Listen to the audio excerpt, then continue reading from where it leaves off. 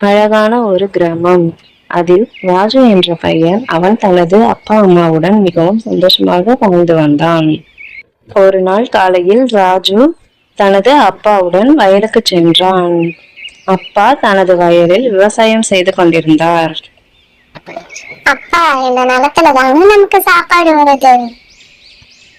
ஆமாம் தம்பி, உழைப்பால் தான் வாழ்க்கை. உழைப்பு இல்லைன்னா நல்ல வாழ்வு கிடையாது. நம்ம கஷ்டப்பட்டு உழைச்சாதான் நமக்கு சாப்பாடு கிடைக்கும் அப்படின்னு ராஜுவும் அவங்க அப்பாவும் பேசிட்டு இருக்கும் போது அவங்க அம்மா வயலுக்கு வராங்க.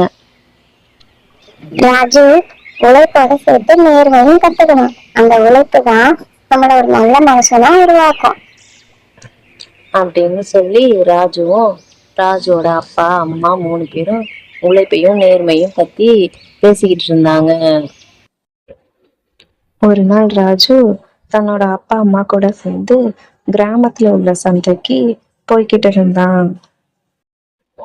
அப்படி 3 பேரும் சந்தையில நடந்து போய்கிட்டு இருக்கும்போது ராஜு வழியில பை நிறைய பணம் கிடக்கிறத பார்த்தான். அப்பா, இத பாருங்க, பை நிறைய பணம் கிடக்குது. இது அப்படியே நம்ம வீட்டுக்கு எடுத்துட்டு போயிடலாம்.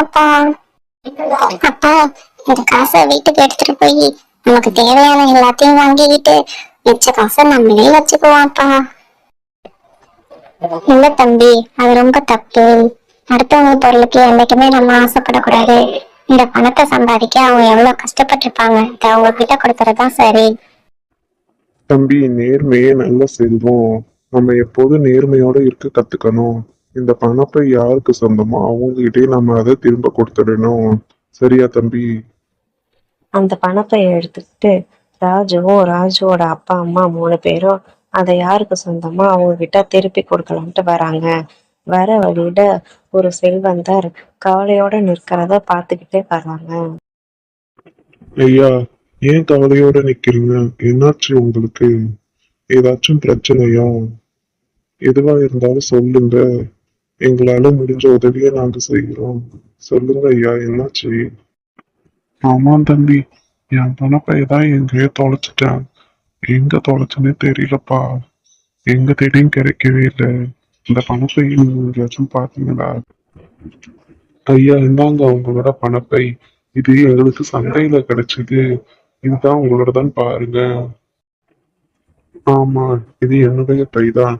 உங்களுக்கு ரொம்ப நன்றி. நீங்க ரொம்ப நேர்மையானவர்கள். நீங்க நினைச்சிருந்தா இந்த பையன் நீங்க எடுத்திருக்கலாம். ஆனா நேர்மையோட திருப்பி எனக்கு தந்திருக்கீங்க. நீங்க ரொம்ப நேர்மையானவங்க. இந்த பையன் ஒரு நாள் பெரிய ஆள் ஆவான்.